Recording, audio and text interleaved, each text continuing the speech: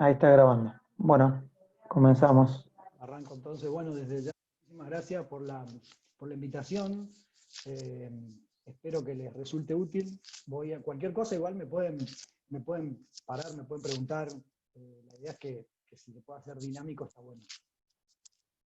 Los objetivos de la charla principalmente son difundir un poco el accidente cerebrovascular en pediatría, porque por ahí conocemos mucho del ACV en el adulto y está muy difundido, en cambio el ACV en el niño, que es mucho más frecuente si sumamos el periodo de recién nacido hasta el niño, digamos, la parte pediátrica, es mucho más frecuente o más común el ACV que en la edad adulta, pero sin embargo por ahí hay más difusión y conocemos menos lo que sucede con el accidente cerebrovascular en el adulto.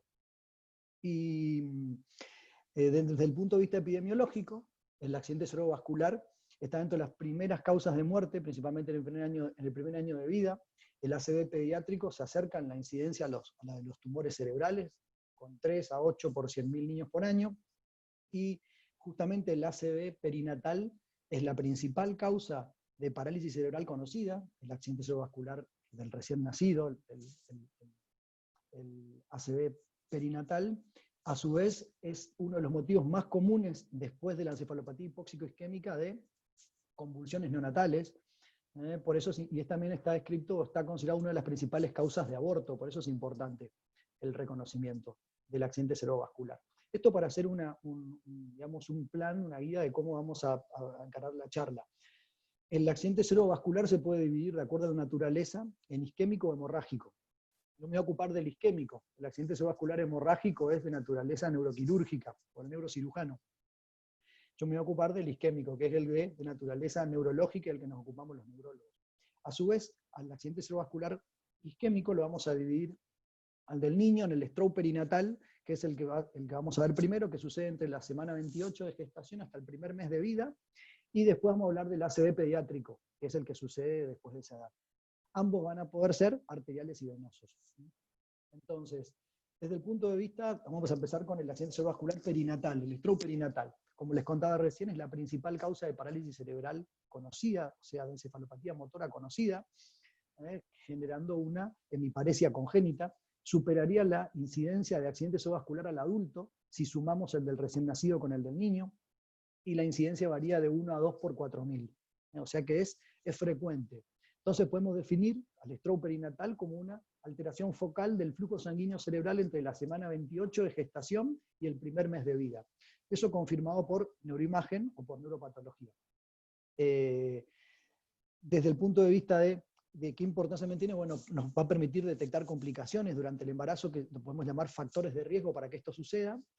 La importancia o resaltar del ácido fólico, que el ácido fólico, aparte de prevenir los defectos del tubo neural, el ácido fólico es un factor antiendotelítico y puede reducir el estrés que se produce en el endotelio relacionado con tabaquismo materno, con hipertensión, con otras situaciones que pueden generar estrés en el periodo prenatal, y por eso la importancia del ácido fólico, o sea que no solamente influye con la prevención de los defectos del tubo neural. Y después es importante porque en algunas situaciones merecerá estudiar factores protrombóticos a la mamá o al bebé, o a los dos. Entonces esto es lo que contábamos recién, la importancia de que 17 veces más frecuente que en la niñez el periodo neonatal es el periodo más alto de riesgo de producirse accidente cerebrovascular, y de hecho, si sumamos con el del niño, es mucho más frecuente que el adulto. ¿Por qué en el periodo neonatal? Porque en el final del embarazo y en el periodo neonatal hay cambios en los factores de la coagulación y en el estado, digamos, pro-antitrombótico, que facilitan o hacen más común la generación del accidente cerebrovascular. En los países desarrollados constituye hoy día la principal causa de convulsión neonatal, o sea, crisis de un recién nacido, sobre todo crisis focal que sucede después de las 12 horas, la principal causa que hay que pensar es en stroke perinatal, en una ACV perinatal. En los países en vía de desarrollo todavía la principal causa de convulsiones sigue siendo la asfixia perinatal, la encefalopatía hipóxico-isquémica. Pero acá es importante resaltar desde el punto de vista práctico, cuando uno trabaja en neo, cuando uno recibe un recién nacido, o va a evaluar un recién nacido en la historia, en la evaluación, tener en cuenta que cuando estamos dentro de un contexto de encefalopatía hipóxico-isquémica, las manifestaciones clínicas son tempranas, son inmediatas. El bebé nace y ya está encefalopático, con deterioro del sensorio o irritable, y ya presenta de manera temprana convulsiones. Muchas veces en la sala de parto, mientras lo están llevando a la neo, ya tiene crisis. Esa es la característica que variará con más o menos severidad de la encefalopatía hipóxico-isquémica, donde hay un insulto difuso del sistema nervioso central. Ahora, ¿qué pasa en el stroke perinatal? Una de las formas de presentación, que es la forma de presentación aguda, necesita un tiempo. Nosotros decimos tiempo de stroke. Ese tiempo es el bebé nace, está bien o relativamente estable, y después de esas primeras 12 horas, el paciente, como está estable, va al rooming, y en el rooming tiene las convulsiones. Y como son generalmente crisis focales, usualmente más de miembro superior y el lado derecho, porque más se afecta al territorio izquierdo. Esa es la presentación aguda de la ACV perinatal. Una de las formas, que es las crisis neonatales focales, pero que se caracterizan por suceder después de las 12 horas. Entonces este bebé se va al rooming y en la noche o al otro día, corriendo, la mamá le llama, un familiar le llama a la enfermera de rooming, de que está con un movimiento raro y cuando uno lo va a ver tiene una crisis focal, o está con cianosis, o hizo un ahogo. Ahí mi alerta tiene que estar activa para pensar en ACV perinatal, porque después de esas 12 horas es donde se expresa. La etiología, van a haber factores que están asociados a la generación de la ACV perinatal, factores que van a ser maternos, dentro de ellos la hipertensión, la diabetes, el tratamiento para la fertilización asistida, la presencia de corionitis, desórdenes autoinmunes, tóxicos como drogas como cocaína, son factores que pueden influir en la facilidad para generarse una ACV perinatal. El tercer trimestre es el momento, y el último periodo, el último mes de la gestación, el momento donde mayor desequilibrio va a haber entre los factores pro y anticoagulante que pueden facilitar el ACV. Desde el punto de vista del recién nacido, bueno, la presencia de policitemia del bebé, en realidad del periodo fetal o en el neonato, estados protrombóticos, infecciones, la encefalopatía hipóxico-isquémica, tener cardiopatía congénita, todo eso puede facilitar que se genere el ACV perinatal. Y después tenemos algunas cuestiones que pueden darse en el binomio y en la placenta. Hoy día está descrita patología placentaria, aguda, crónica o inflamatoria, y que por ello es importante el banco de placenta, y como les contaba recién, que la manifestación clínica aguda va a ser las convulsiones, sobre todo después de las primeras 12 horas. Si no tenemos un banco de placenta, usualmente el recién nacido, cuando uno lo recibe en la neo, o en el rooming, la placenta usualmente se descarta. Bueno, el banco de placenta ayuda a tener la...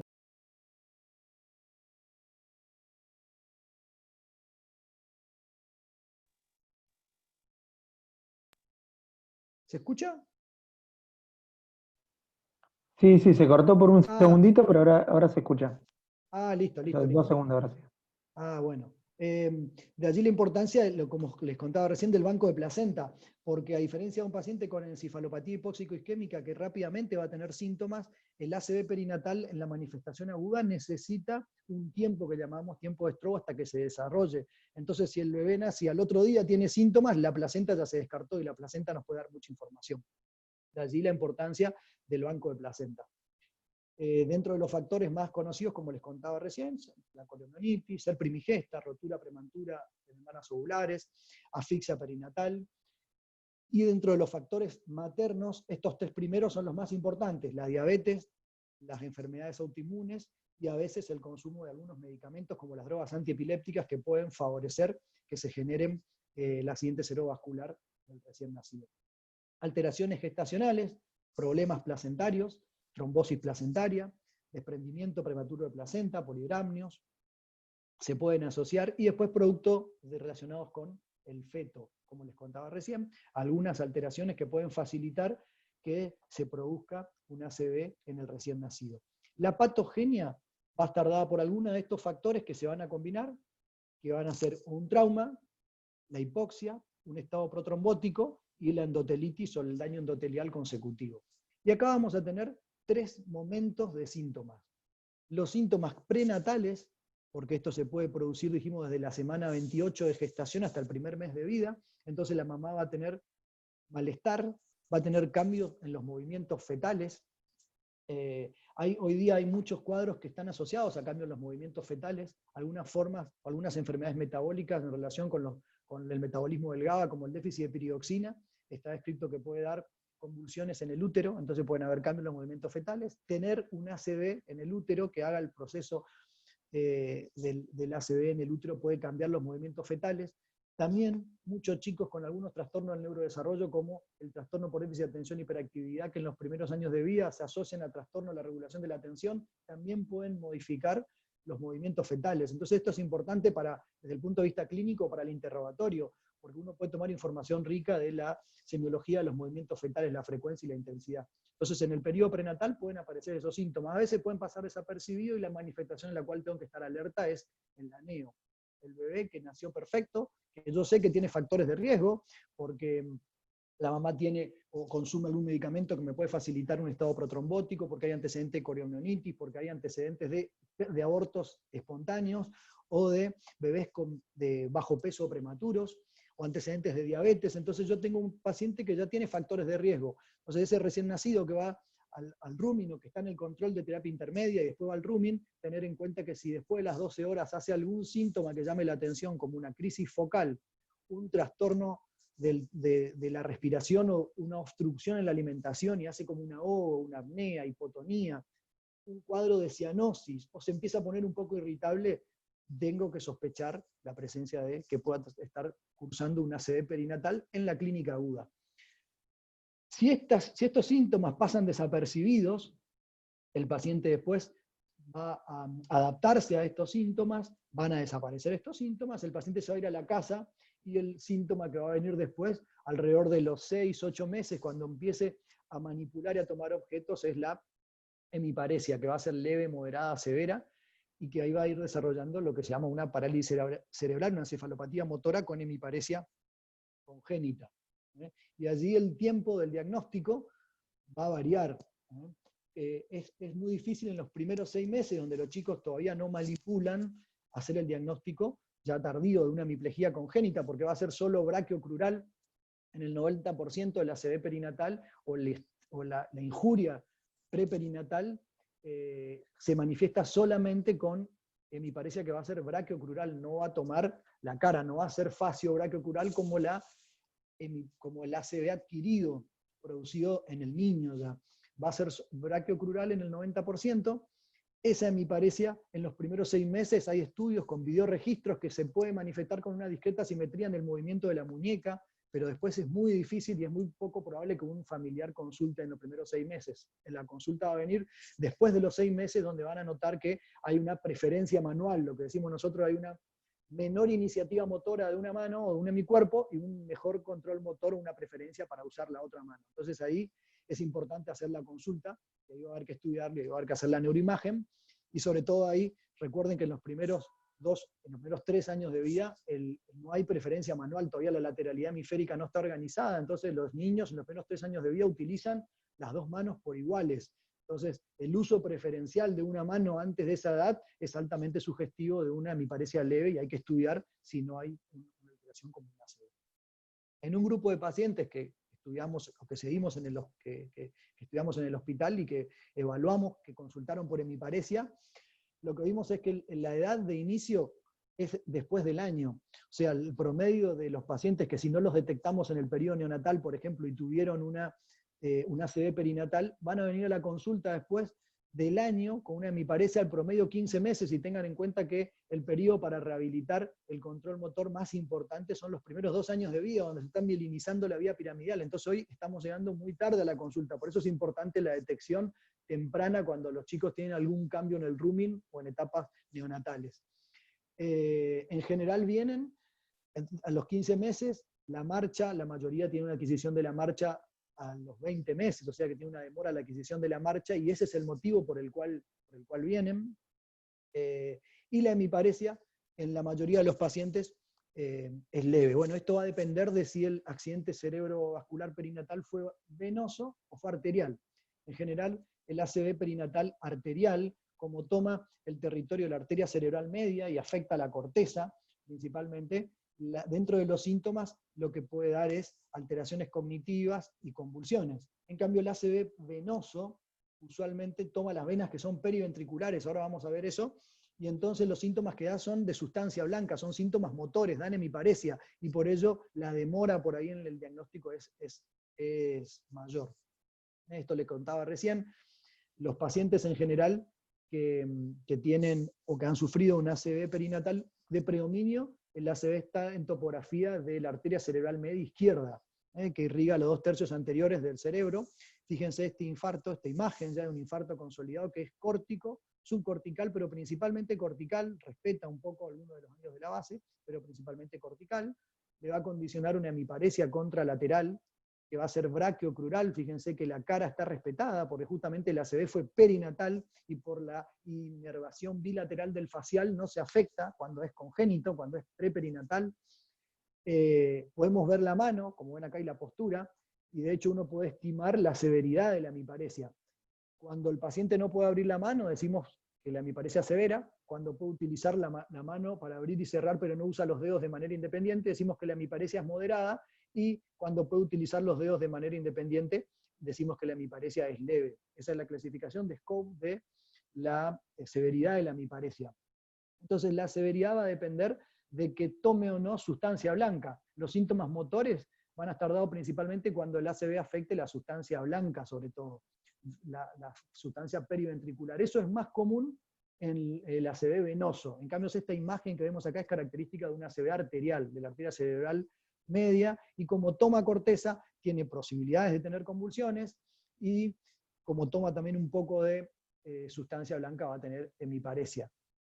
Entonces, desde el punto de vista de la naturaleza del ACV perinatal, como les contaba recién, puede ser arterial o venoso. El ACV perinatal venoso se puede manifestar, por supuesto, como toma la sustancia blanca profunda, afecta las venas que son periventriculares, va a dar síntomas motores. En general los chicos no tienen convulsiones ni tampoco tienen mucho compromiso cognitivo, porque no toman la corteza cerebral.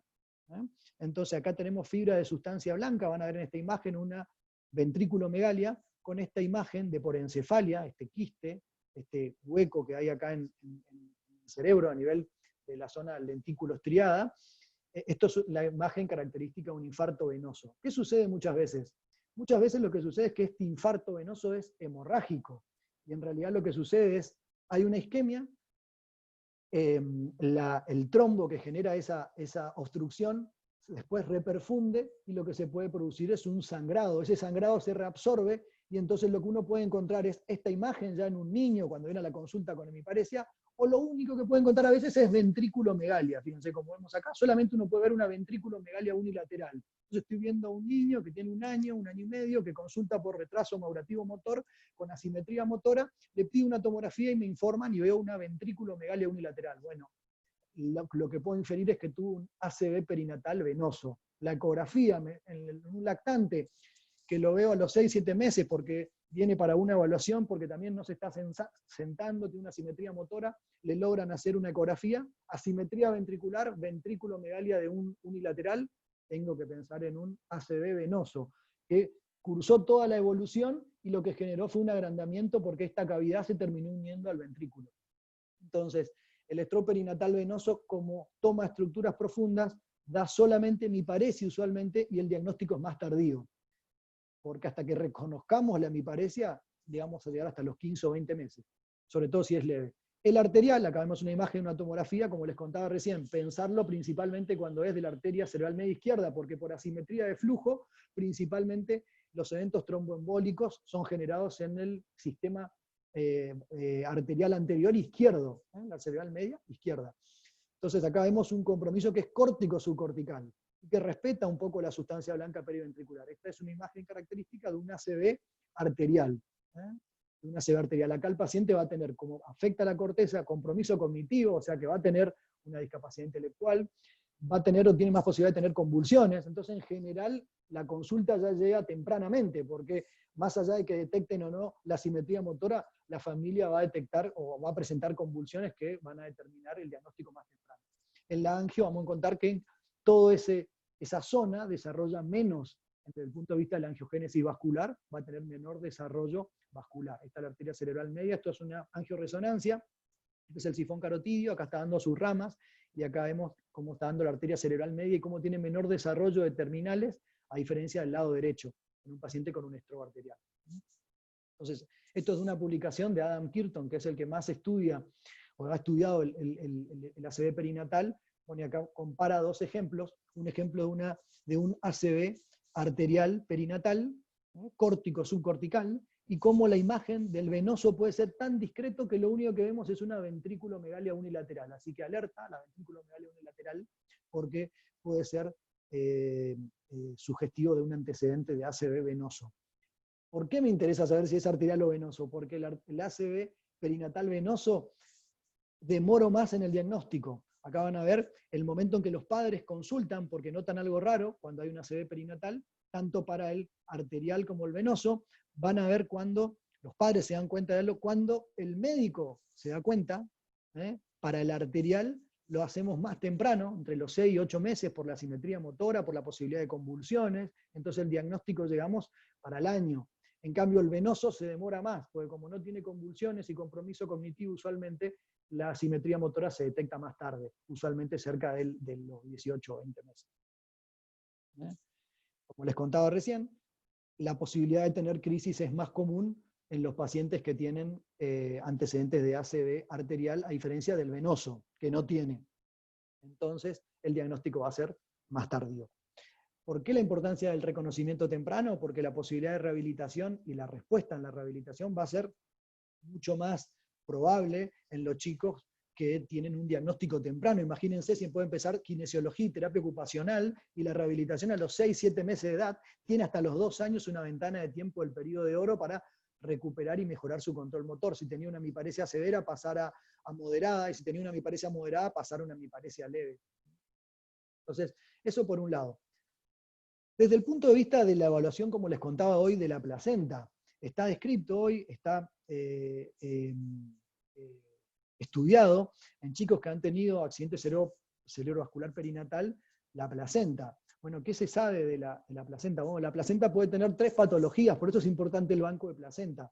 Por lo menos retener la placenta, tenerla en un banco de placenta 48 horas, y si el recién nacido no tiene ningún síntoma, uno lo puede descartar, o puede tener la evolución que uno quiera con la placenta, pero tratar de mantenerla por 48 horas, porque si en esas 48 horas que está en el rooming, por eso también es importante el monitoreo de los chicos que tienen por ahí un egreso más temprano de las 48 horas, que si hay algún síntoma que llame la atención, puedo ir a analizar la placenta. Y la placenta tiene descrita 3 patologías. Este proceso inflamatorio con polimorfonucleares y linfocitario en relación a una coriomnonitis. Entonces me está hablando de una patología inflamatoria.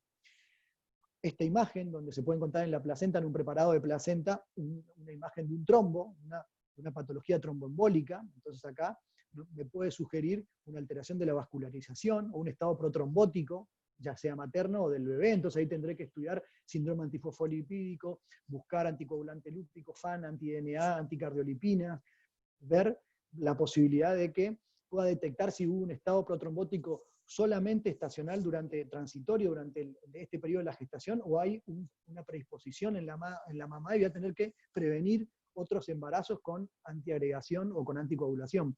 Y la otra posibilidad que uno puede encontrar en la placenta en la evaluación, que es esto que vemos acá, que son cambios inflamatorios crónicos que se deben a patología crónica, como puede ser hipertensión o diabetes que pueda tener desde etapas tempranas del embarazo.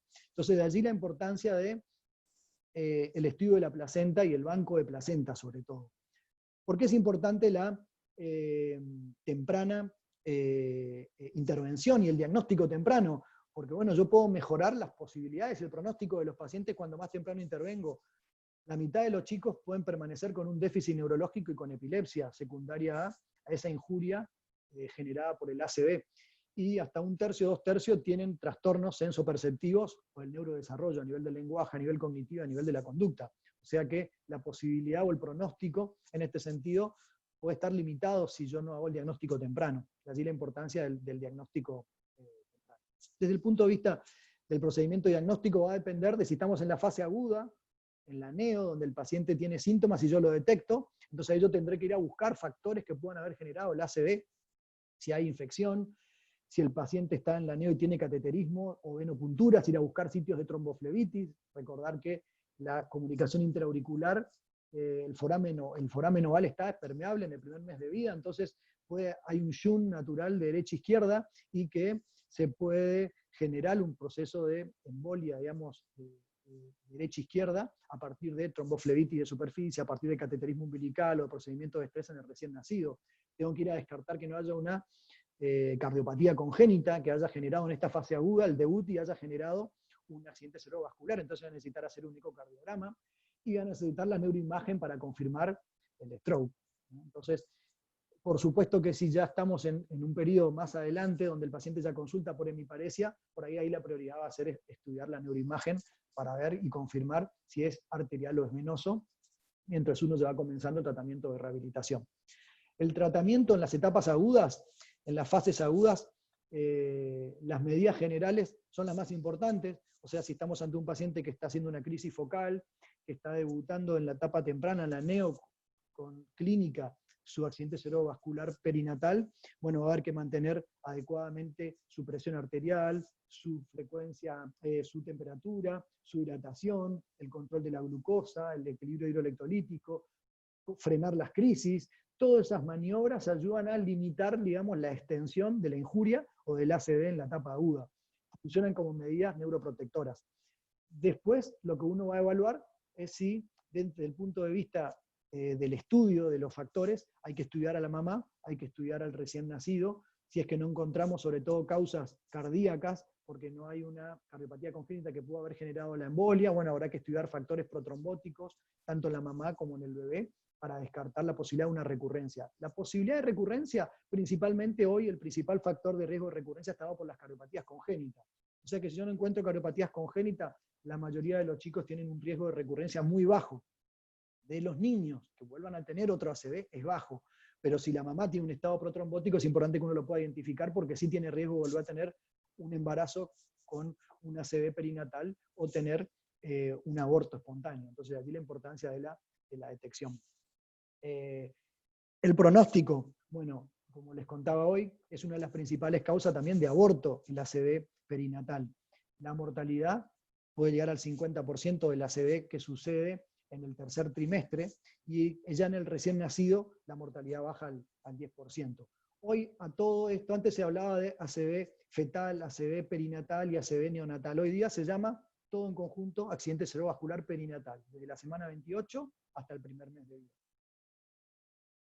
Otra situación que tiene importancia por ahí en el ACV perinatal es una manifestación distinta. Yo les mostré recién situaciones donde el recién nacido se manifiesta con isquemia, pero acá les comparto un caso de un bebé recién nacido casi de término, deprimido al nacer, que producto de un embarazo controlado, que va a la neo por 48 horas con somnolencia, le hacen una ecografía y en la ecografía encuentran una imagen hiperecogénica en el lóbulo temporal.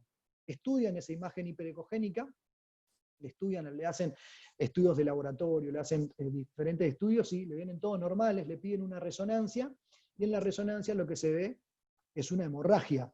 Esto es una hemorragia lobar. La hemorragia del recién nacido puede ser traumática en general, que es la subaracnoidea, o la subdural o extradural, y después tenemos las hemorragias ligadas al prematuro, que es la hemorragia intraventricular, por el menor de 27 semanas, producto de rotura de los vasos,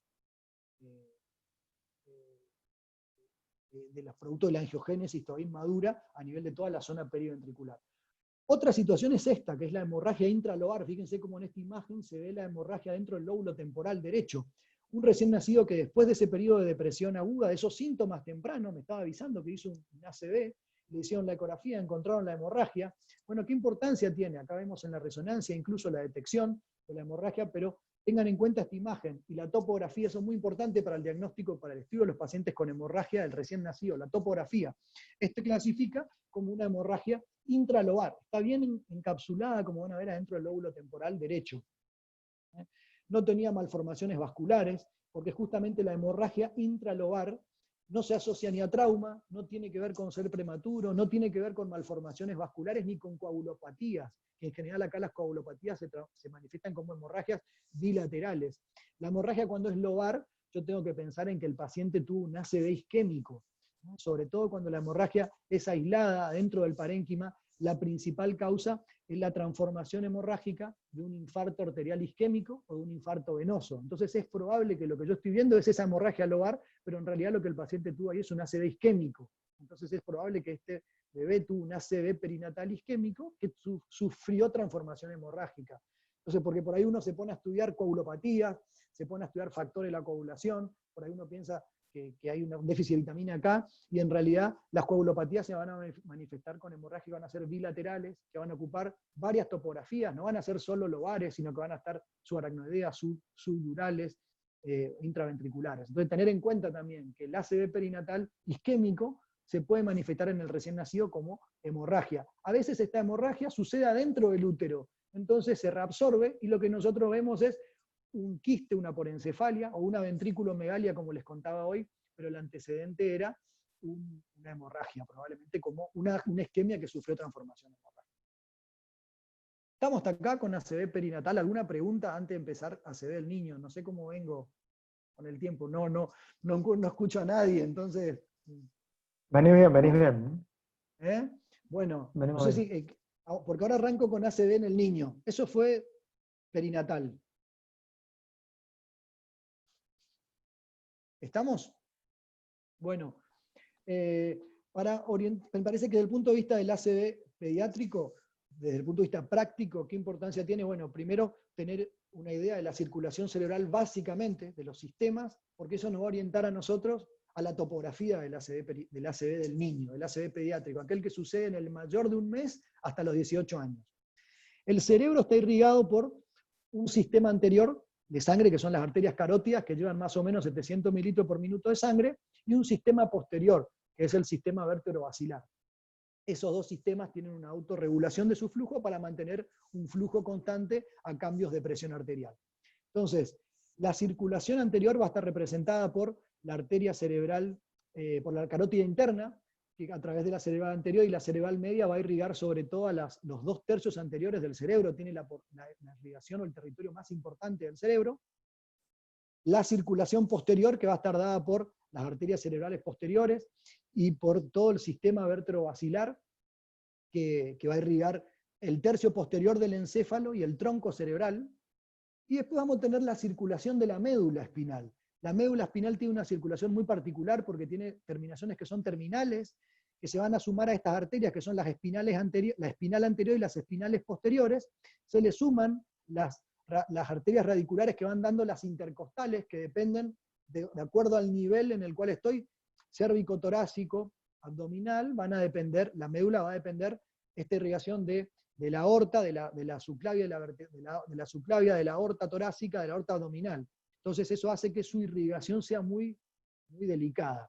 Entonces, depende de qué sector yo tenga la alteración focal de la circulación, voy a tener determinados síntomas y yo voy a tener que pensar en determinada etiología.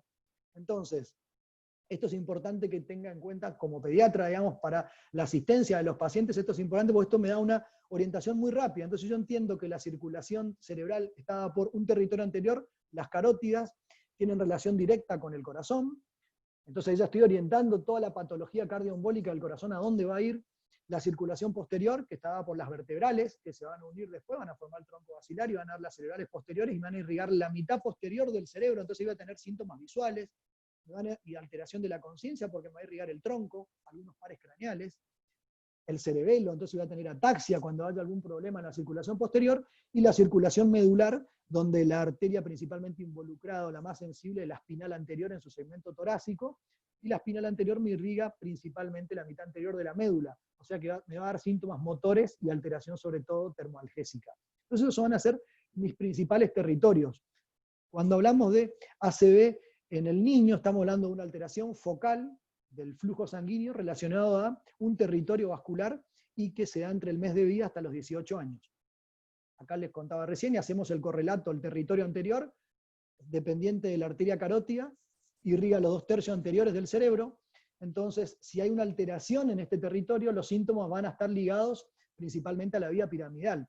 La vía piramidal se concentra acá en esto que es la cápsula interna, entonces el paciente va a tener, cuando hay una alteración en este circuito, en esta circulación, en este territorio anterior, va a tener una hemiparesia contralateral a la obstrucción. Cuando el compromiso es del territorio posterior, les contaba recién que vamos a tener alteraciones referentes a la mitad posterior del cerebro, a la visión, y cambios en el tronco cerebral. Entonces los pacientes pueden tener alteraciones a nivel de los núcleos de los pares craneales, van a tener síntomas de los pares craneales, como puede ser vértigo, tinnitus, ataxia. Y por último, el territorio medular. El territorio medular se puede afectar la médula a nivel anterior y tomar sobre todo las astas anteriores y dar debilidad muscular de ese nivel para abajo, y se puede alterar la decusación de la vía termoalgésica, que es acá por delante, o en la parte anterior del acueducto pendimario. Entonces ahí el paciente va a tener alteración de la vía termoalgésica. Y esos son los síntomas más importantes que vamos a tener de acuerdo a cada territorio. Entonces, esto es importante. A partir de esta orientación partimos del estudio del ACV en pediatría. Entonces podemos hablar de ACV que va a surgir en la circulación anterior, ACV de circulación posterior, infarto de la médula, y después el ACV que toma más de un territorio. Porque eso me lleva a pensar en un grupo de causas. Eso es el abordaje o algoritmo de Tatú. Brasilia, acá donde fue el Congreso Mundial de ACV. Entonces vamos a empezar con un caso. Este es un paciente, Lautaro, de 4 años, que no tiene antecedente de trascendencia y que debuta por debilidad en el hemicuerpo izquierdo, que se inicia con recuperación espontánea, le dura un tiempo, unos días, y a los 3 días empieza a tener episodios que se interpretan como crisis parciales motoras, le dan fenitoína, viene a la guardia y es internado en el hospital. Tenía antecedentes de trascendencia, varicela 6 meses previo al inicio de los síntomas. Desde el punto de vista del examen, en la evaluación justo tiene la vía en ese lado, pero el paciente tenía una hemiparesia que era facio, braquio, crural izquierda. Esta discreta rotación se llama signo de los pronadores, es un signo temprano de debilidad. Lo primero que hago cuando tengo debilidad leve es pronar los miembros superiores, el que tengo debilidad, se llama signo de pronador. El paso siguiente que sigue en la debilidad es flexión del codo. Y lo tercero que sucede es lo que ustedes conocen como maniobra de juramento o maniobra de Mingasini para miembros superiores, que es que caiga la mano. Esto está estudiado en pacientes que tienen Guillain-Barré y después se recuperan. Entonces acá este paciente tenía una hemiparesia leve, había tenido estos episodios que parecían convulsiones y tenía el antecedente de la varicela en los primeros 6 meses. Entonces, bueno, hago el diagnóstico de una hemiparesia izquierda, aguda, facio braquiocural. ¿En qué pienso? ¿Cuál es la principal causa de hemiparesia aguda en pediatría? En un niño. Bueno, yo voy pasando si quieren igual, y les doy un tiempo para que ustedes piensen. La principal causa de hemiparesia aguda en un niño es el ACV. El ACV isquémico es la principal causa de hemiparesia aguda en el niño. La segunda causa son los tumores. Por eso es importante estar alerta, tener en cuenta eso, revisar bien al paciente para ver si hay otros síntomas. Y después vienen las infecciones o procesos inflamatorios, como las encefalitis, la encefalomielitis diseminada aguda, etc. Entonces tengan en cuenta ese abordaje para la semiología práctico, de acuerdo a la frecuencia. Entonces, ¿en qué pensamos? Si hay una hemiparesia aguda, facio braquiocural, el compromiso está probablemente en la cápsula interna, que es territorio de circulación anterior. ¿Estamos? Entonces le pedimos una resonancia, y en la resonancia encontramos esta imagen, que pueden ver ustedes acá, de una hiperintensidad que toma el caudado. Esto es un T2, en el T2 vemos esta imagen hiperintensa, o sea que hay edema, hiperintensa que toma la cápsula interna, que toma el brazo posterior de cápsula interna, toma el núcleo lenticular, toma el caudado, incluso genera como un poco de edema del caudado, ¿no? Y que con el contraste muestra, con gadolinio, muestra cierto refuerzo probablemente de circulación o de recirculación de lujo. Entonces hablamos de un ACV, un accidente cerebrovascular, probablemente, como vemos acá en la imagen, isquémico, de las ramas que son profundas de la arteria cerebral media, porque estamos en los 2/3 anteriores, las ramas lentículos triadas.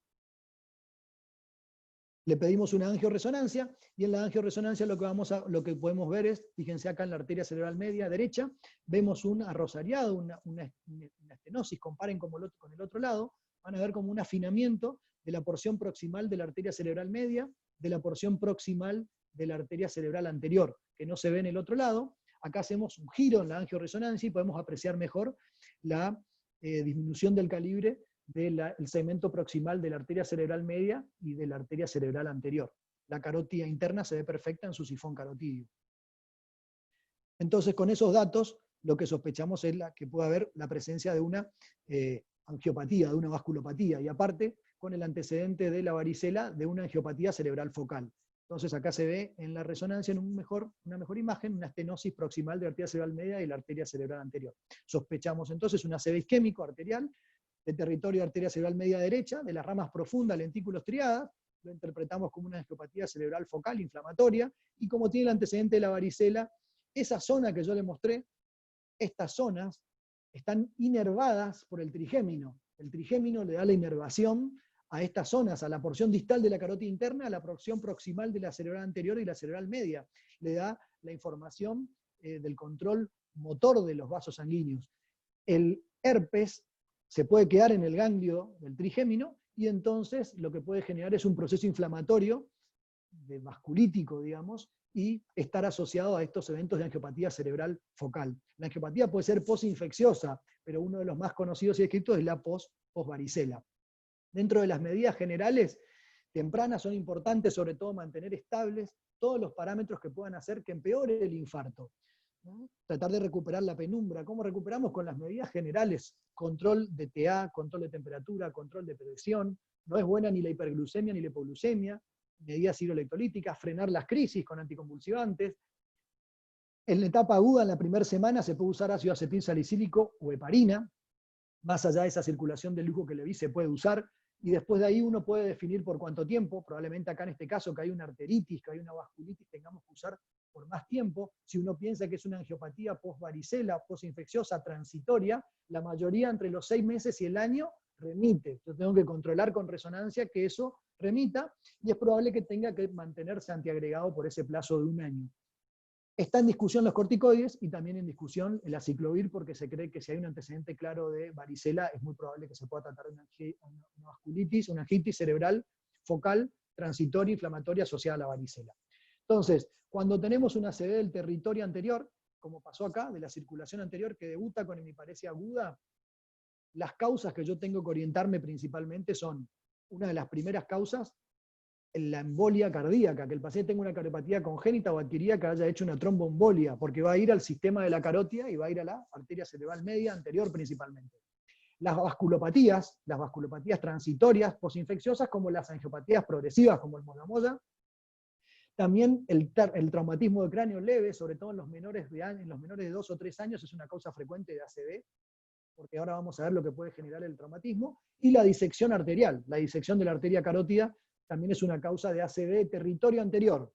Eso es importante que uno ubique, porque yo con ese paciente, yo me puedo orientar la causa, ¿de acuerdo? Tengo que pensar, ¿vasculitis? ¿O viene del corazón? ¿O tiene una disección? En el caso del chico que le conté recién.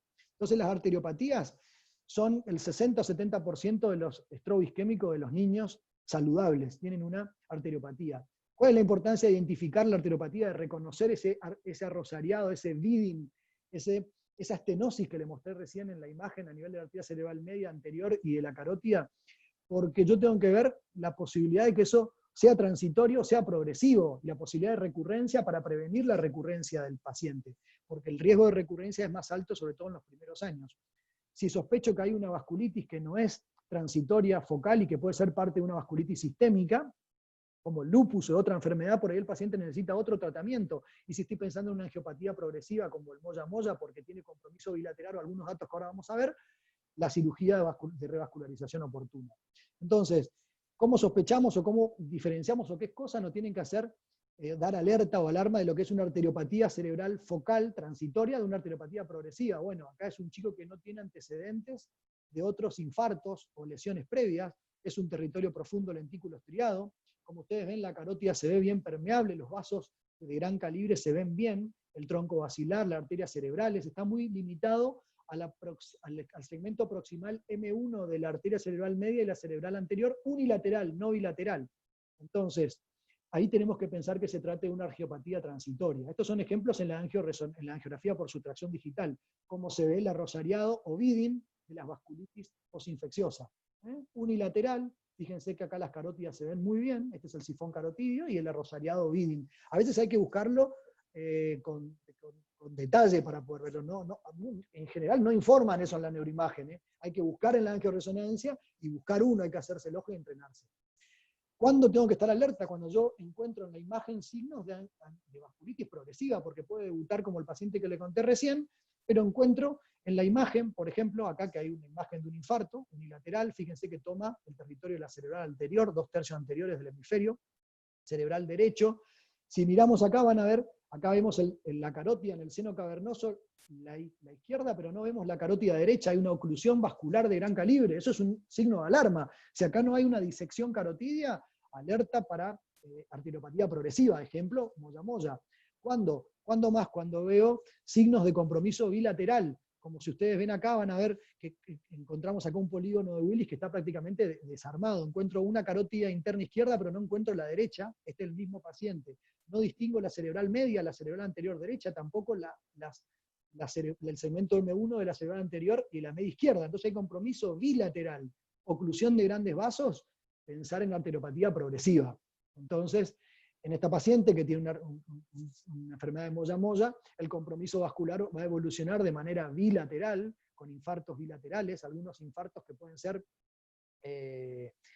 sin síntomas significativos, y el compromiso va a ser progresivo, bilateral y sobre todo del territorio anterior. Entonces, eso es importante diferenciar en el ACV del territorio anterior cuando hay vasculitis en la posibilidad de tratarse una arteriopatía transitoria y una arteriopatía progresiva. Otro ejemplo de otro paciente que está en un posoperatorio inmediato de cierre de una CIB con toracotomía, cielo abierto, que presenta una hemiparesia brachiocaural izquierda, con mayor compromiso de miembro superior que de miembros inferiores. Le hacemos una tomografía, porque por determinados motivos, por el posoperatorio no se podía hacer la resonancia, y acá encontramos una imagen a nivel frontal derecho, acá toda esta imagen hipodensa donde se altera la sustancia blanca y la sustancia gris, y el paciente tiene una hemiparesia izquierda. Pensamos entonces en un ACV isquémico. Fíjense que tiene antecedente de una cirugía cardíaca, de una cardiopatía congénita. Entonces el ACV, generalmente relacionado con cardiopatía o con procesos relacionados del corazón, van al territorio anterior. Entonces este paciente va a tener una hemiparesia. Las cardiopatías, junto con las arteriopatías y la disección arterial, son las principales causas de ACV de territorio anterior. Entonces acá, y hay que pensar dentro de los dispositivos como el dispositivo del Berlín, que es el dispositivo de asistencia ventricular para los pacientes que van a recibir un trasplante cardíaco, los pacientes con cardiopatías congénitas, sobre todo los que tienen cardiopatías complejas como el ventrículo único, la transposición de grandes vasos, son patologías muy tromboembolizantes. Los pacientes que tienen shunt de derecha a izquierda, los pacientes que sufren cirugías complejas, por ahí los que tienen cardiopatías complejas y que tienen que recibir la cirugía de Fontan. El Fontan puede dejar, que es la cirugía definitiva para los pacientes con ventrículo único. En el ventrículo único lo que se hace en una primera instancia es la anastomosis subclavia pulmonar con un injerto de Goretex que deriva un poco de sangre a los pulmones para que se puedan oxigenar.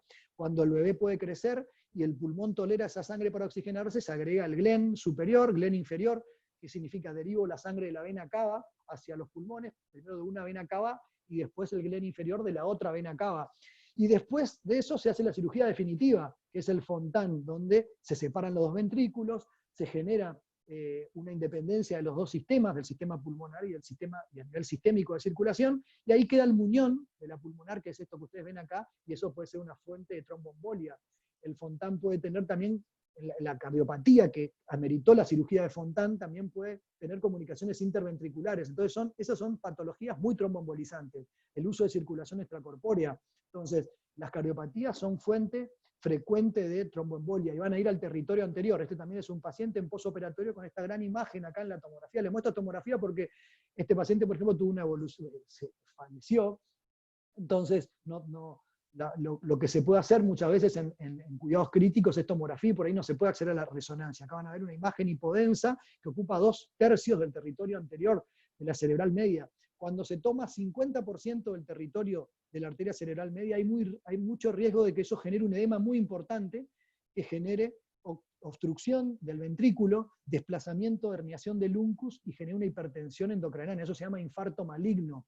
Entonces, hay la importancia del manejo cuidadoso y el control seriado de esos pacientes. Otra de las causas que pueden dar stroke en el territorio anterior es el traumatismo de cráneo, sobre todo en los menores de edad, en los chicos con menores de 3 años, donde las arterias lentículo-estriadas entran al cerebro desprendiéndose de la arteria cerebral media de un ángulo muy recto.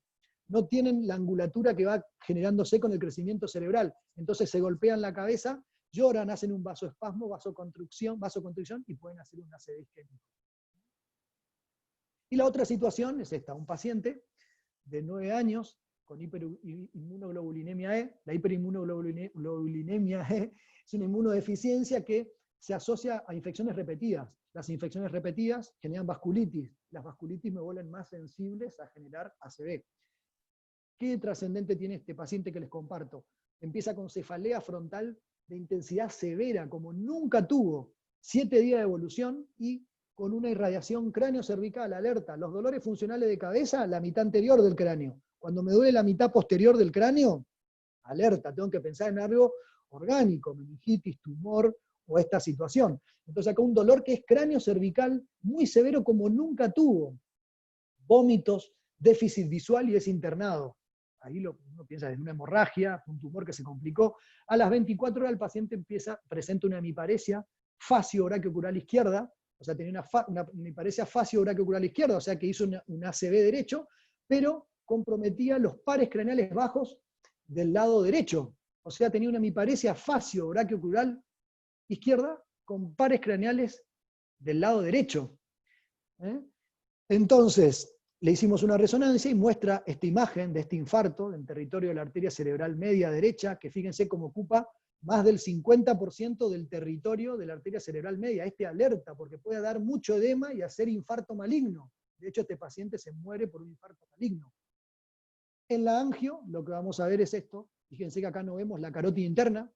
Esta es la carótida interna izquierda, acá la carótida interna derecha, el sifón carotidio está borrado. Ven esa estenosis y ese afinamiento que me dice que hay una disección carotidia con disección intracraneal. Entonces, la disección vascular es otra causa de ACV de territorio anterior.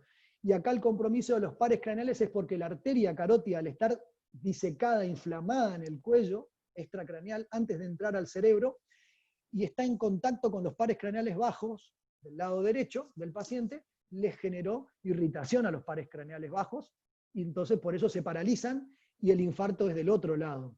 Entonces hay que pensar en la disección y en este tipo de cuadros, en la disección carotidia, sobre todo cuando el dolor es cérvico-braquial, cuando hay dificultad o neuropatía óptica, como le pasaba a este paciente, hay infarto cerebral y se acompaña sobre todo de pares craneales bajos del otro lado. Entonces ahí hay que pensar en hiperinmunoglobulinemia E, no, sino en disección carotidia. La hiperinmunoglobulinemia es uno de los factores que facilitan la disección carotidia, como otras enfermedades que alteren el colágeno, como el Ehlers-Danlos, como la neurofibromatosis tipo 1, como los chicos que tienen síndrome de Down, tienen factores de riesgo para disección carotidia y hacer ACV de este tipo. Entonces hay que estar alerta.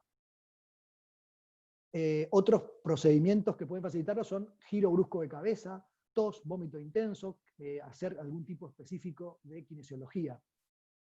Y lo que les contaba hoy, de infarto maligno, justamente este paciente que les contaba recién, donde hay un edema muy importante de más del 50% del territorio de la arteria cerebral media, se puede dar un edema tan importante que desplaza la línea media y genera en la evolución una herniación del uncus, y el paciente se termina muriendo por una hipertensión endocraniana maligna, una hipertensión endocraniana. Esta es otra situación de una nena, esto es una serie de casos que presentamos con el Grupo Internacional de Estudio de ACV, que tenía una leucemia promielocítica aguda y que con la hiperleucocitosis generó una trombosis, una tromboembolia, y eso generó un infarto que, fíjense, también tomó con edema muy importante el territorio cerebral media y desplazamiento de la línea media. Entonces, ¿cuál es el tratamiento? Allí justamente está la indicación de una medida temprana de tratamiento hiperagudo, que es la craniectomía descompresiva. Por eso fue la única que sobrevivió de la serie que le estoy contando. Este paciente con hiperinmunoglobulinemia E no se alcanzó a hacer la craniectomía descompresiva y se murió. Y el otro paciente es un posoperatorio de cirugía de Fontan que hizo un edema así muy importante y que se murió y no alcanzó a hacer la craniectomía descompresiva.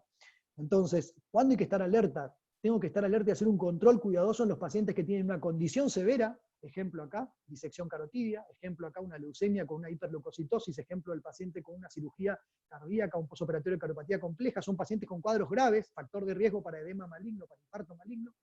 Cuando el infarto toma más del 50% del territorio de la cerebral media, cuando hay oclusión vascular, como se ve en esta imagen que le muestro acá de la disección carotidia, y el paciente va a presentar hemiparesia. Si la hemiparesia empeora en el transcurso de las horas, se agrega convulsiones, otro factor de riesgo, y sobre todo si tiene hiperglucemia. La hiperglucemia es un factor de mal pronóstico y de posibilidad de evolución al infarto maligno. Entonces, tratamiento temprano. ¿Cuál fue el error que nos pasó con estos pacientes que se murieron? Fueron a terapia intensiva y en terapia intensiva se le hizo sensor de PIC. Está contraindicado el sensor de PIC, porque no hay que manejar como si fuera un TEC cerrado. Acá el edema es distinto.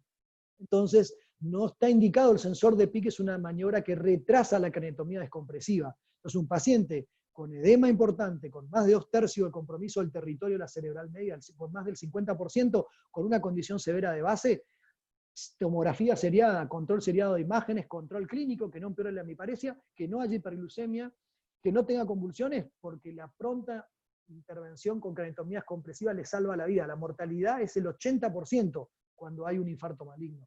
Aquí la importancia de la detección temprana. El ACV, la circulación posterior, tiene otros síntomas en su debut y tiene otras causas.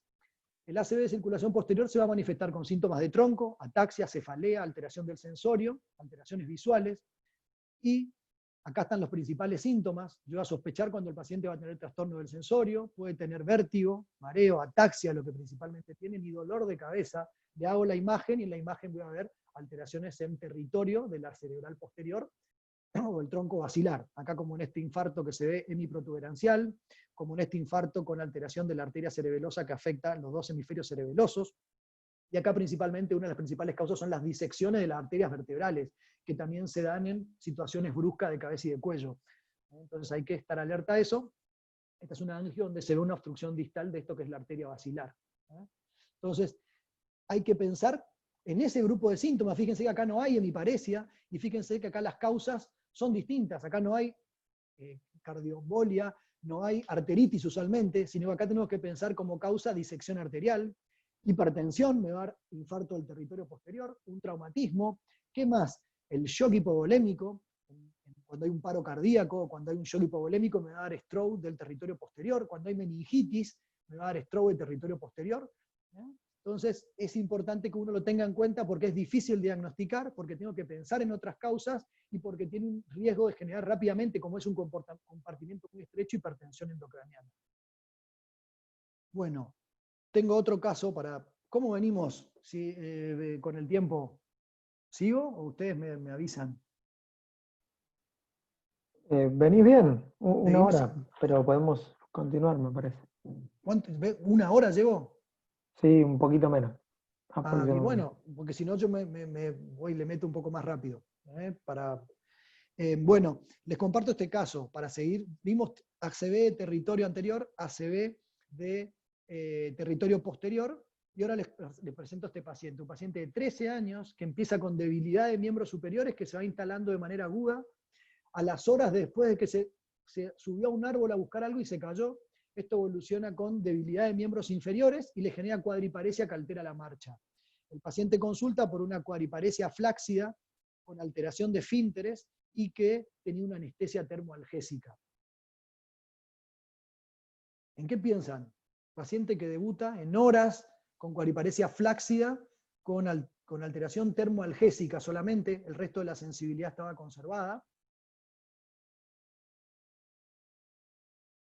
Bueno, uno puede pensar en diferentes situaciones, una mielitis, una compresión tumoral, un trauma, una infección por virus, enterovirus, pero bueno, también en un infarto isquémico del territorio de la médula espinal, el territorio de la arteria espinal anterior. ¿Y cuándo tenemos que pensar eso? Sobre todo en los pacientes que tienen cuadriparesia o diparesia flácida con anestesia termoalgésica, porque es la zona donde la arteria espinal anterior principalmente se altera. Entonces, en este paciente, en la resonancia, vamos a ver esto que se llama signo del lápiz, esta imagen longitudinal, que van a ver que se extiende por alrededor de 2 o 3 metámeras. Fíjense cómo respeta la mitad posterior, eso es importante para diferenciar de las mielitis, de la mielitis transversa. Está más bien a nivel de la mitad anterior, a nivel periependimario, es más en este paciente, y que en el corte transversal muestra estas dos hiperintensidades que ustedes ven acá, que son los signos de ojo de búho. Está tomando sobre todo las astas anteriores de la médula y la decusación delante del agujero periependemario de la vía termoalgésica. Entonces el paciente hace una anestesia termoalgésica debajo del nivel del ACV y una cuadriparesia o diparesia flácida. Esta es otra imagen de otro paciente con un infarto espinal. Fíjense el signo del lápiz, esta imagen longitudinal, que no toma toda la médula, eso es importante para diferenciar de mielitis, y que incluso a veces se puede ver el sitio donde se produce su principal causa, que es la embolia fibrocartilaginosa. Lo que sucede en general en este infarto es que hay una extrusión del cartílago por una fuerza de presión vertical que comprime el fibrocartílago, aumenta la presión hidrostática dentro del espacio intervertebral y entonces un segmento, un fragmento del fibrocartílago se mete a la circulación y tapa la circulación. Y se puede ver a veces el fragmento con una imagen hipointensa en el espacio intervertebral, como se ve acá, la zona donde tiene la imagen del infarto espinal anterior. Esto es importante, y ahí uno puede ver la imagen del signo de ojo de búho, se llama uni o bilateral en el paciente con infarto espinal. Tener en cuenta entonces, bueno, acá la interpretación del infarto espinal anterior, me va a dar síntomas motores y anestesia termoalgésica, y la principal causa que tengo que pensar es en la embolia fibrocartilaginosa. De hecho, hemos estudiado pacientes con embolia fibrocartilaginosa con un grupo de colegas de Chile, con otro grupo de colegas del CICIT de Canadá, hemos presentado estudios de pacientes para seguir la evolución de estos pacientes con embolia fibrocartilaginosa, porque es un tipo especial de accidente cerebrovascular, poco frecuente, en general se dan pacientes de cerca del periodo de preadolescente, es mucho más común en varones porque está relacionado con hacer fuerza y peso, de hecho por eso no se recomienda en la edad preescolar, porque ya no se da en el adulto, se da en el preescolar y en la tercera edad, y en los ancianos, porque durante esos periodos es donde el núcleo del fibrocartílago permanece vascularizado, después los vasos sanguíneos del fibrocartílago se atrofian y ya no hay posibilidad de que yo haga una embolia fibrocartilaginosa. La embolia fibrocartilaginosa es algo propio del niño, por eso, pero en la edad escolar. Fíjense que los pacientes que vimos tuvieron de 8 a 13 años. La mayoría fueron varones porque están relacionados a hacer más esfuerzo, sobre todo no está recomendado cargar acá a monito, a caballito, a chicos, por ahí hermanitos, eso es importante, alzar peso o saltar o hacer fuerza de caer, hacer fuerza de arriba hacia abajo, porque eso puede apretar las vértebras y facilitar la embolia fibrocartilaginosa. La mayoría, el 70%, tuvo un factor precipitante que en general es un trauma mínimo. Uno de los pacientes había saltado a cabecear en un partido de fútbol. En general, desde el punto de vista cronopatológico, esto sucede en el día, el paciente se va a acostar y ahí se activa el proceso cronopatológico del ACV y al otro día el paciente se levanta con síntomas. Eso es muy común desde lo cronobiológico. Hay un tiempo que se llama tiempo de stroke. Se produce el trauma y después hay un tiempo donde eso se organiza y después aparecen los síntomas. Está el precipitante, el paciente tiene dolor dorsolumbar y después viene el síndrome de arteria espinal, que la mayoría de las veces es anterior, el paciente tiene una cuadriparesia. Como todos, en general se piensa en una mielitis, le hacen una punción, la punción viene normal. Entonces, paciente con cuadriparesia flácida, con anestesia termoalgésica, o sea, con síndrome de arteria espinal anterior, y que tiene punción lumbar normal, es ACV de arteria espinal hasta que se demuestre lo contrario. Tengo que pedir la neuroimagen inmediato, controlarlo, estabilizar el tronco, la fase aguda, inmovilizarlo, porque si esto se fue generado por una disección vascular, si el paciente se moviliza o tiene mucho movimiento, va a extender la disección. La resonancia me va a mostrar los signos de búho y allí empezaré a hacer los estudios que haya que hacer o la intervención que uno pueda hacer. La evolución, en el primer año la mayoría de los pacientes no tiene muchos cambios, lo que sí vimos es que después del año los pacientes tienen una recuperación tardía muy buena y mejoran lo que se llama el score de ranking, que lo usamos tanto para encefalitis inmune como para el ACV. El score de ranking mejora en sus valores a largo plazo, eso es importante para no perder la expectativa en los pacientes. También vimos que los pacientes en su mayoría se manifiestan con signo de ojo de búho bilateral y tienen un compromiso bilateral de la arteria espinal, y hay otros pacientes que toman la rama radicular distal de la arteria espinal anterior y hacen solamente un ojo de búho de un solo lado. Y a veces se puede observar, como en esta imagen, que era de los pacientes de colegas de Chile, que se podía ver el fibrocartílago con esta imagen hipointensa de dónde se produjo la embolia. Acá esta imagen, desde acá probablemente salió el émbolo que tapó la arteria, la vena, digamos, y generó este infarto y la arteria espinal anterior. Entonces, alerta importante para recomendar no cargar peso y fuerzas de presión y considerarlo en los pacientes con mielopatía aguda, con anestesia termoalgésica, y sobre todo el antecedente de trauma mínimo. Entonces hay distintos síndromes clínicos medulares.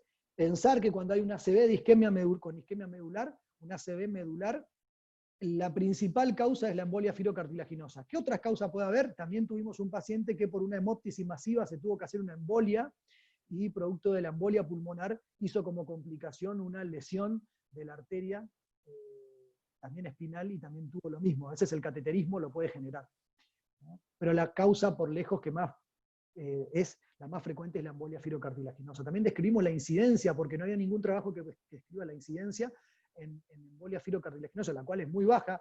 Del 2008 al 2013 tuvimos 6 pacientes, o sea, para que ustedes se den una idea lo poco frecuente que es. Y a partir de ahí, el International Pediatric Stroke Study empezó a incorporar una página con pacientes, porque no había registro, porque tampoco se incorporaban, solamente se tomaba información de los pacientes con ACV de territorio anterior y posterior, pero no con ACV medular.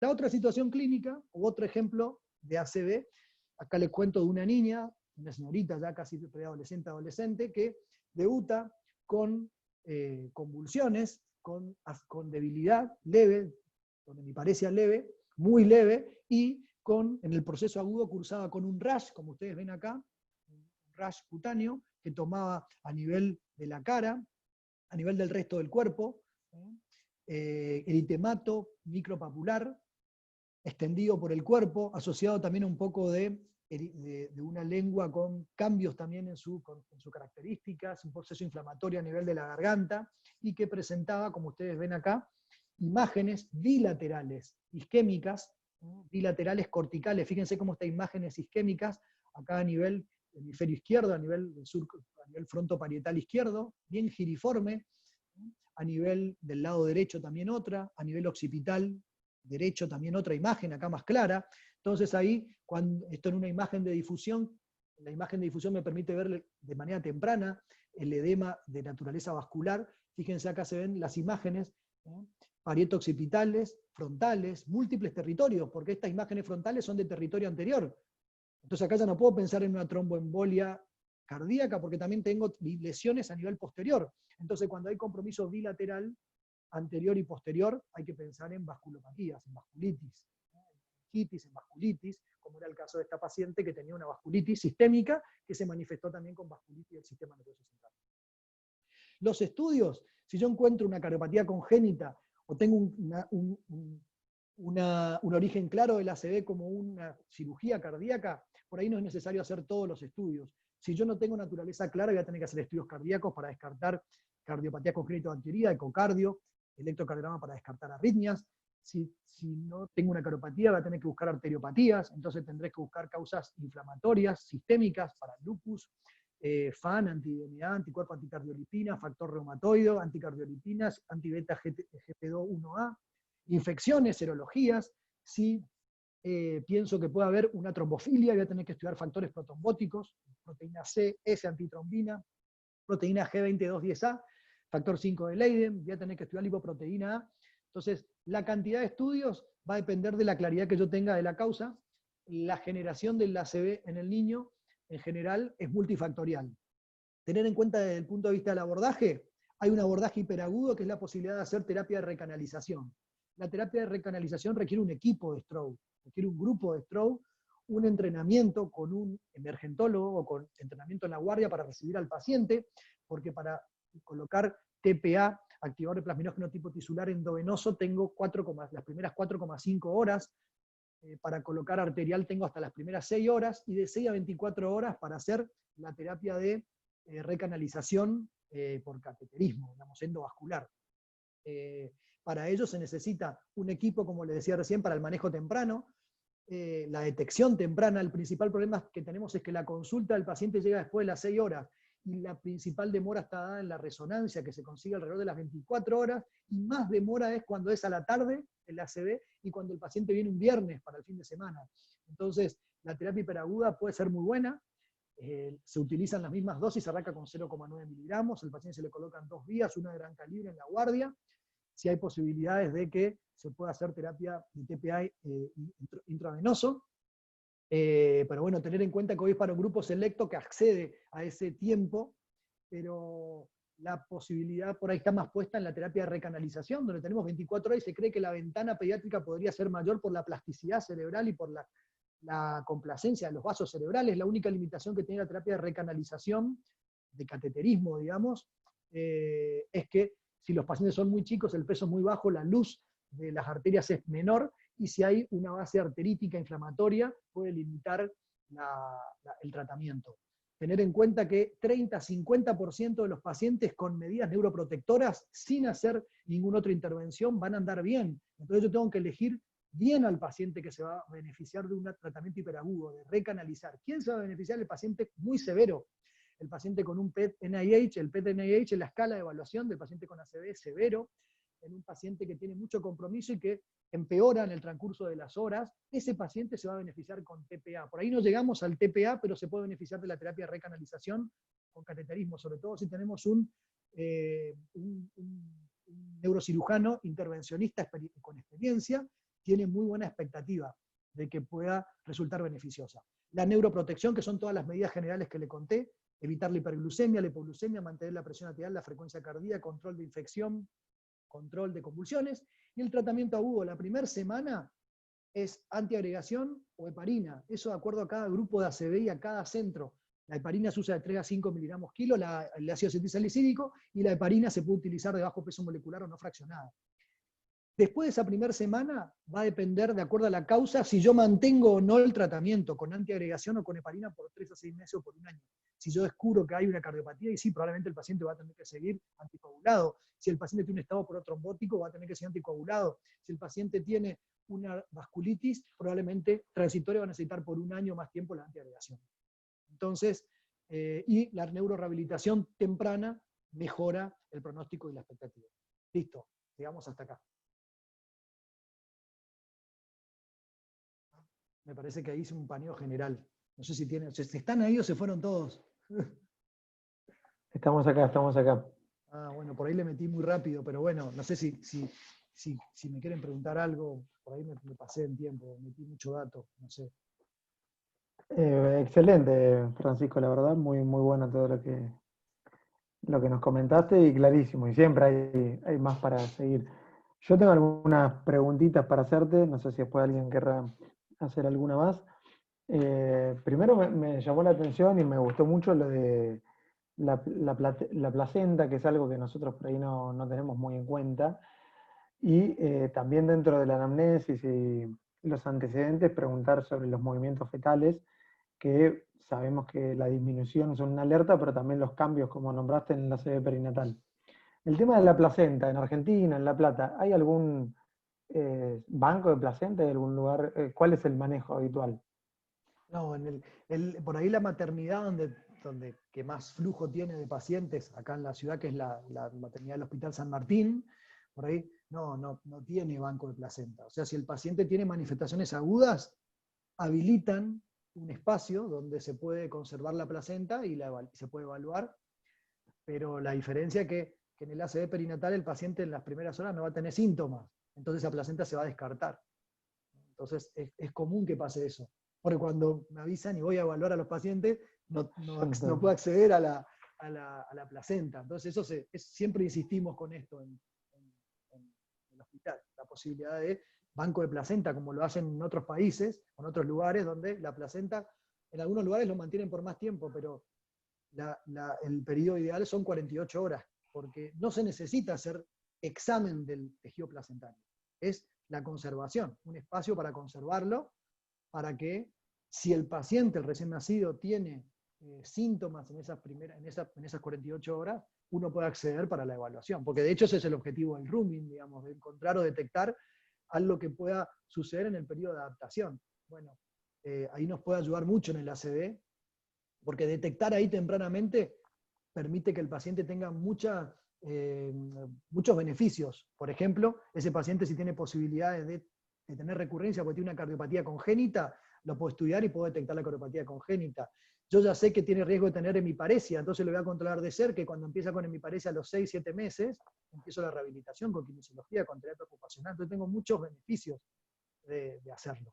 Pero bueno, esta misma charla de ACV perinatal la repetimos en maternidad también, pero bueno, supongo que una política sanitaria del lugar donde uno se desenvuelve. Claro. Hay una pregunta acá que hacen, que es si hay alguna manera de ver manifestaciones de ACV neonatal en ecografías o Doppler intraútero. Sí, en ecografía prenatal hoy con los avances se puede detectar desde temprano, prenatales. Por eso se habla directamente ya de ACV perinatal. La última, está muy bueno porque la última guía de stroke, que salió el año pasado, 2019, la previa era de 2009, tardaron 10 años en actualizar, digamos, y bueno, está bueno. Eh, por eso, en esos 10 años no tenía nada para leer. No, lo que sucede es que desde un punto de vista de los avances de las imágenes, hoy se puede detectar lo que les contaba hoy, signos indirectos. Se puede detectar si hay ventrículomegalia, eso se detecta ya desde el periodo prenatal, si hay asimetría ventricular o ventrículomegalia, si hay una imagen o alguna alteración periventricular también se puede detectar. Hay indicaciones hoy, lo que se llama resonancia in útero, para los pacientes que tienen, por ejemplo, embarazo múltiple y se produce la muerte in útero de uno de los bebés. Ahí hay un alto riesgo que se produzca un ACV en el otro bebé. Entonces ahí es hoy una de las indicaciones relativas para hacer una resonancia in útero es esa, formales, más allá de otras evaluaciones que lo requieran, ¿no? Pero sí, se puede detectar, se puede detectar. Otra pregunta que hacen es respecto al antecedente de varicela. ¿Uno tiene que tener en cuenta un determinado periodo de tiempo o solo con el antecedente está? ¿Hay algún factor en especial que lo desencadene? Lo de la varicela es la vasculitis o langitis, o la angiopatía cerebral focal inflamatoria posinfecciosa más común. ¿Eh? Hay otras. La más común es la varicela. Se da principalmente, usualmente, en el primer año del cuadro. O sea, si yo tuve varicela, el año que sigue es el periodo de mayor riesgo de poder tenerla, ¿no? De poder hacerla. Después la posibilidad ya baja. Entonces, si estás antecedentes, no necesito hacer por ahí PCR en el líquido para herpes, digamos, aunque se pueda hacer, pero no lo necesito, es suficiente ese marcador. Serologías, por ejemplo, tener el antecedente de la varicela menos de un año es suficiente. Si no lo tengo el antecedente claro clínico y es una vasculitis, como la que le mostré recién, una arteriopatía cerebral transitoria del segmento proximal de arterias cerebrales y distal de carótida, ahí por ahí tengo que hacer PCR, el líquido para herpes, simples, para herpes varicela, zóster y serologías, porque por ahí tuvo una manifestación mínima que pasó desapercibida. Eso es importante para no activar otra serie de estudios, ¿no? Que son más complejos. Los estudios más complejos son los hematológicos. Los hematológicos son los estudios más complejos, que por ahí se acceden hoy a los hospitales de alta complejidad y que hay que repetirlos en el momento agudo, a los 3 meses, a los 6 meses. Entonces, eso facilita mucho si el paciente tuvo claramente una varicela o la puedo comprobar en un año. Un año es la relación. Hay otra pregunta con algo relacionado que yo también quería preguntar, es ¿cuál sería el hospital más cercano con centro con stroke, supongo que cercano a nosotros, y cómo debería estar formado el equipo aparte? Ustedes ahí tendrían que armar un grupo Claro, yo un pensaba eso grupo de también. stroke. Todos los hospitales de alta complejidad lo tienen. Los hospitales de alta, porque eso permite avanzar. Por ejemplo, colocar TPA.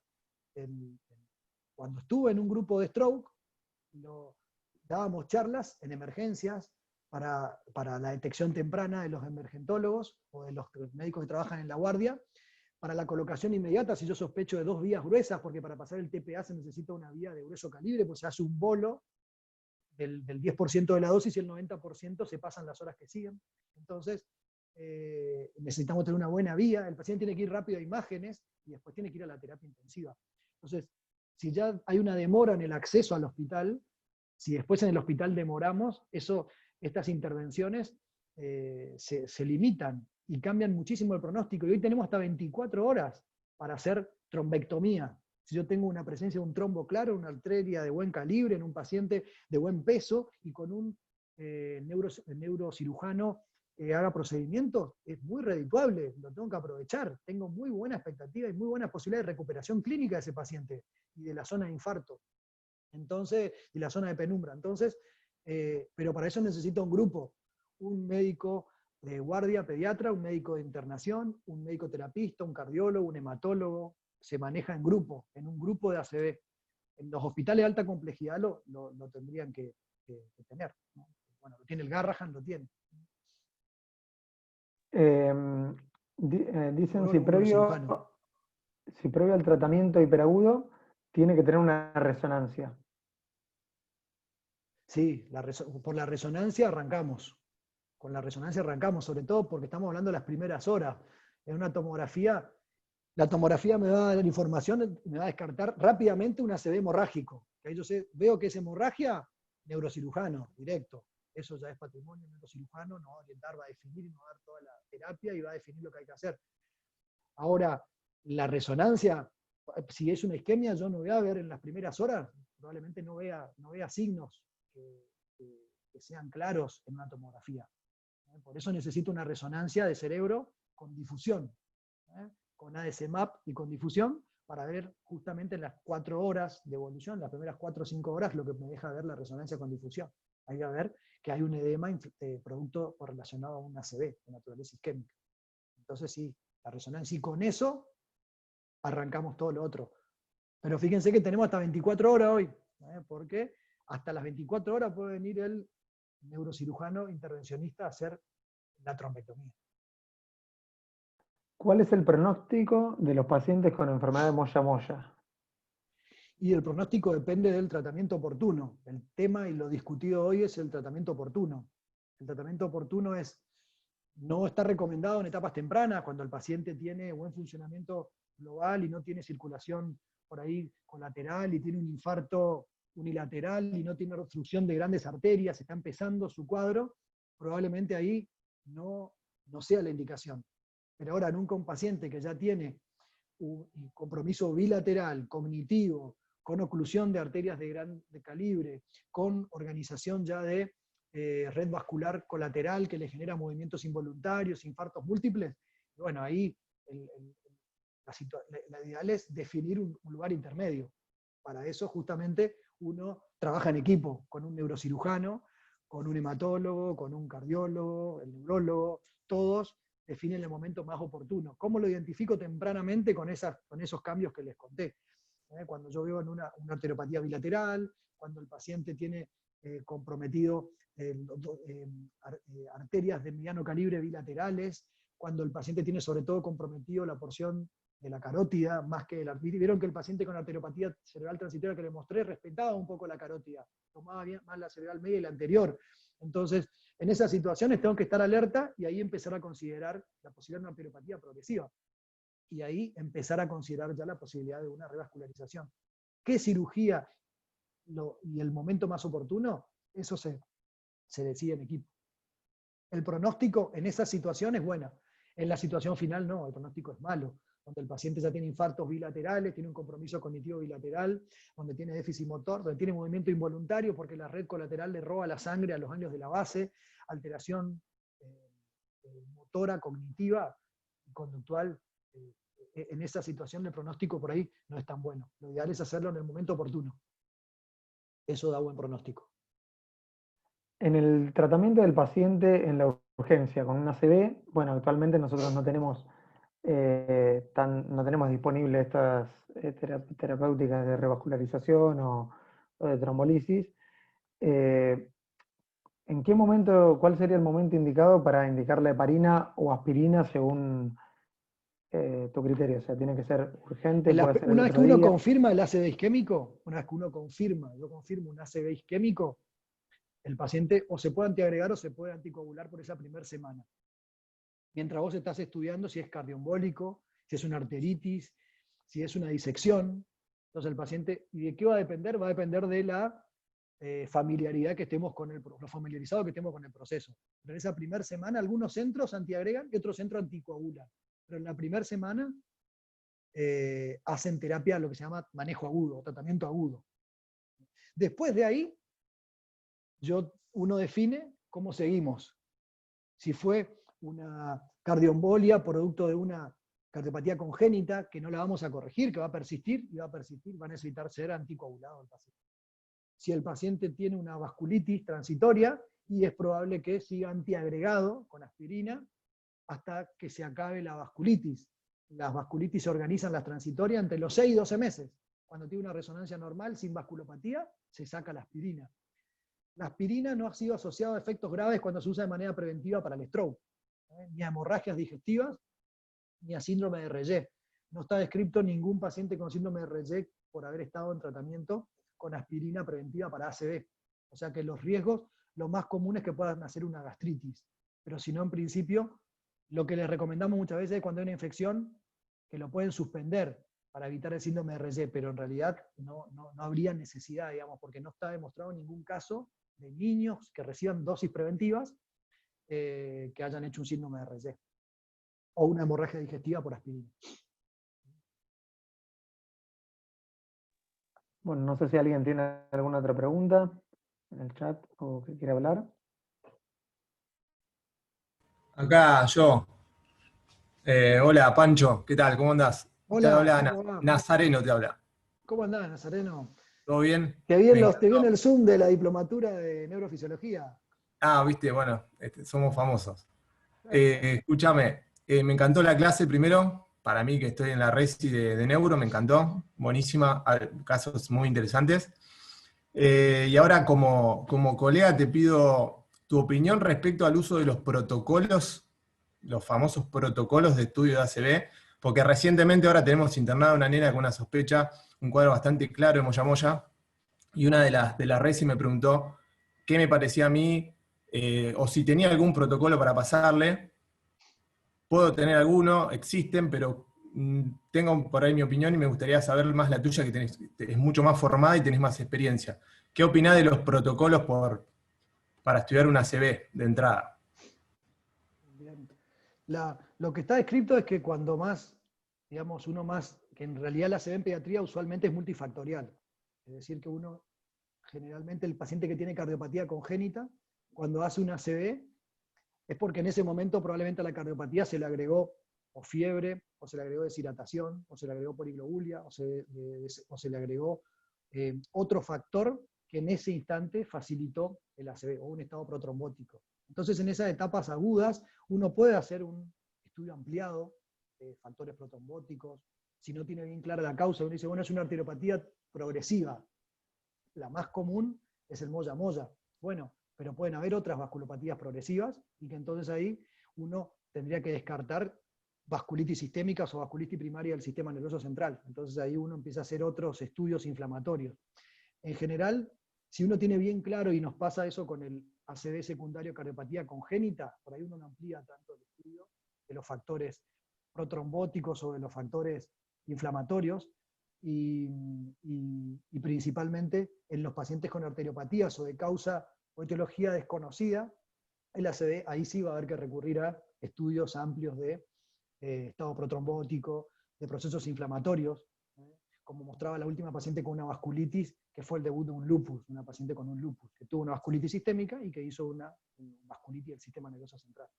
Entonces, me parece que el protocolo no es por ahí para todos, si a todos le hacemos, el rédito no va a ser el mismo. Si yo encuentro que el paciente tiene una cardiopatía congénita o está en un posoperatorio, como mostré en algunos casos de posoperatorio de cirugías cardiovasculares complejas, es probable que la etiología esté ahí, que no hayan otros factores, o si están, contribuyen de una manera secundaria.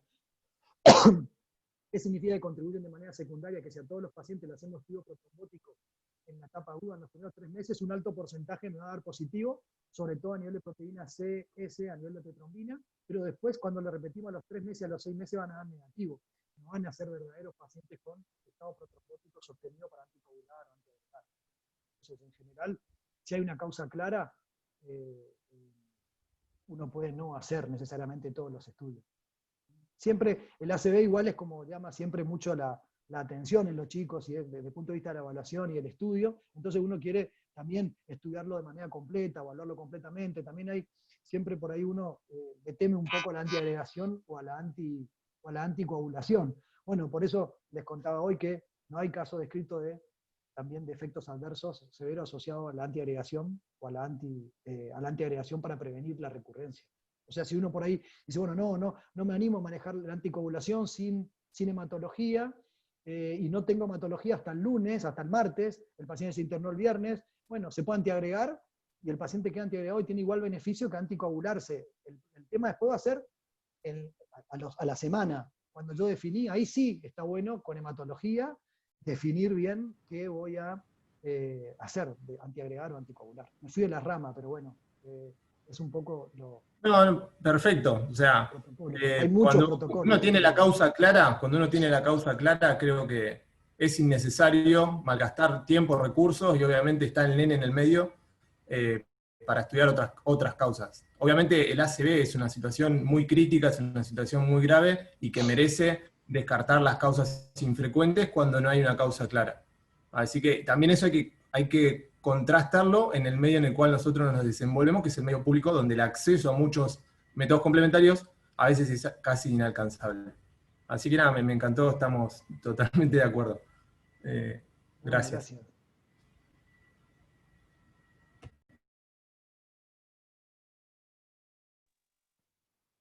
Bueno, muchas gracias, Francisco, por tu No, tiempo, de por la nada, clase de y nada, de nada. por Espero que le todo. La haya verdad fue muy bueno. resultado útil. Fue un pantallazo general de recién nacido hasta el niño. Es extenso, pero bueno, es un tema re interesante y siempre hay muchas cosas nuevas. De hecho, esto que les cuento de la trombectomía hasta un día abre una ventana muy importante de tratamiento para los pacientes severos. Sobre todo en el hospital tienen neurocirujano que hace procedimientos endovasculares y tienen para armar un equipo, un grupo que pueda organizar el manejo agudo e hiperagudo, que mejora el pronóstico. Fíjense que sin tratamiento hiperagudo el pronóstico funcional es bueno hasta en un 30-50% de los pacientes. O sea que imaginemos si logramos hacer trombectomía, por ejemplo, en el plazo del primer día, puedo mejorar más aún el pronóstico funcional, el 80% de los pacientes. Así que me parece que eso uno puede aspirar y quizás no necesita por ahí, es lo que más podemos llegar hoy. Es muy probable que al llegar a las 4 horas del TPA intravenoso sea muy difícil, pero a las 24 horas puede ser un objetivo para empezar, o para armar un grupo primero con ese objetivo. Bueno, perfecto. Bueno.